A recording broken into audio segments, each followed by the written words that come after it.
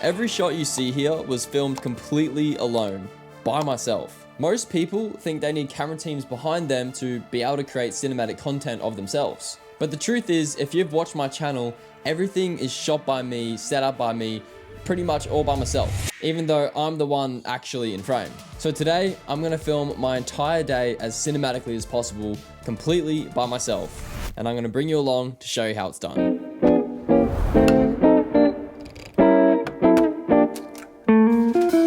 So I'm gonna make some breakfast right now. I'm gonna cook up some eggs and I wanna capture this whole scene so it's a beautiful, cinematic, aesthetic looking morning. But as you can see, I feel like it's not really looking aesthetic right now and I don't wanna film it like this. And the reason for that is because we don't actually have that much natural light in here. The only natural light I have is behind me with my big windows out to my backyard, but there is no windows in this actual kitchen. And the only lighting that I have in here is these big fluorescent bulbs right above me, which is definitely not the look I want to go for a nice aesthetic morning. So what can we do to bring these shots to life? I don't know why I'm still holding this. By bringing in just one light, I feel like I can change the entire feeling and mood of this scene. Watch this. What I've got set up now is just an Amaran 60XS with a spotlight attachment on it, so it can give this window harsh lighting effect that I wanted. And it's crazy to me because this one light has transformed the entire look of this shot. And if you are interested in learning more about the lighting techniques and stuff like that, I've got a bunch of videos on my channel, so go check them all out. You may think it's a lot of effort to set up lighting for your shots, and to be honest, it is a little bit, but to me it is totally worth it to see the transformation you can get, especially just with one light. And setting up lights like this is really only applicable if you don't have access to much natural sunlight, like you're really stuck indoors. Because to me, natural light is your bestest friend in the world, and I recommend you try to use the natural light as much as you can, which is the sun, obviously. And now that I do have my lighting set up, I can confidently go and shoot in this little area and document my egg making process.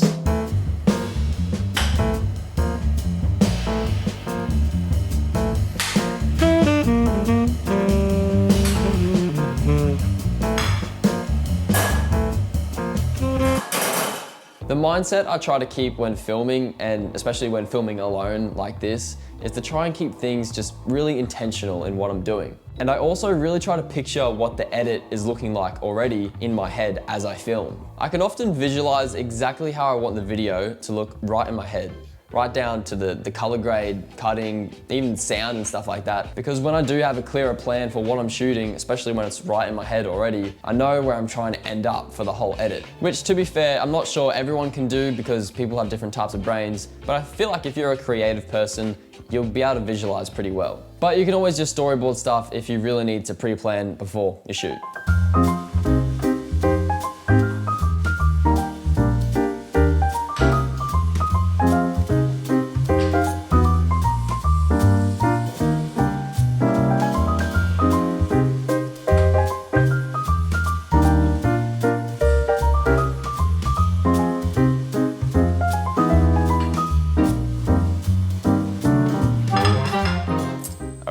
Let's see how they taste.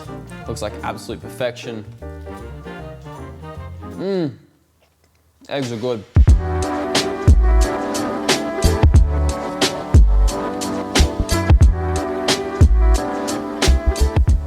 When filming by yourself, often you think, oh, it would be so cool to have some camera movement in this shot, but you can't because your camera has to be stuck on a tripod because you don't have a separate camera operator. Well, luckily, technology is just so good now and pretty accessible for everyone. You can easily get a motorized slider like this, and this allows you to put your camera on here and it can go side to side and dolly in and out depending on how you set it up. And it's basically a camera operator without having an actual human operating the camera. This specific one I got like years and years ago, like a while ago. I don't even remember when I got it, but it's from Newer. I think it was about 150 bucks, Aussie dollars. It does its job well and it gives you real camera movement without actively having to control the camera. And camera movement can really elevate the production quality of your videos. And once you combine that with some good lighting, you can really get some dynamic shots. So I'm gonna get to work on the new song I'm making, and I'm gonna get some beautiful shots while I do it. Where I belong,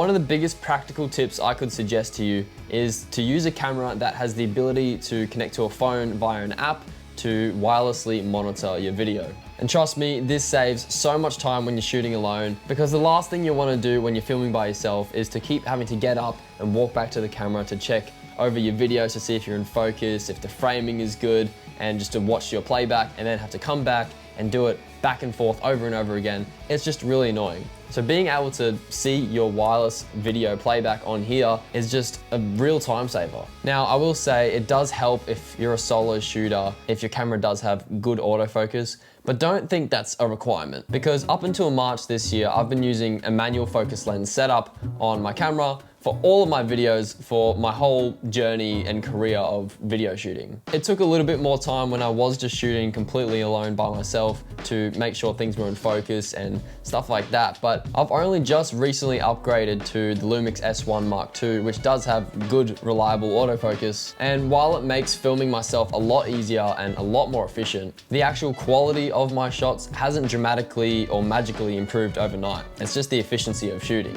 So if you're worried that you need to get the latest and best camera gear to shoot high quality cinematic videos, you don't. Good gear can make your whole process a lot easier and more efficient, but good cinematography is what makes shots look cinematic. It may just take that little bit of extra time and effort to put into your work, and to be honest, it's not something you do want to rush. So take your time with it. Like I said before, be intentional with how you shoot things, because to be honest, that's the part I enjoy, the whole detailed process of creating.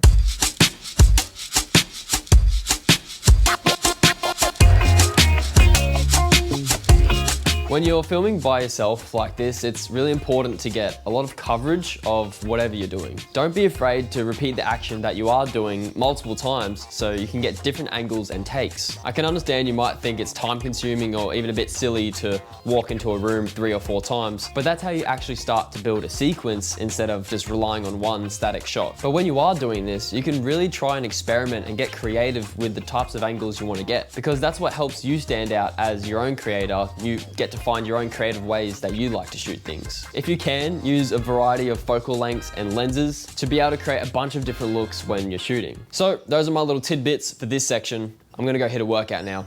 Let's go.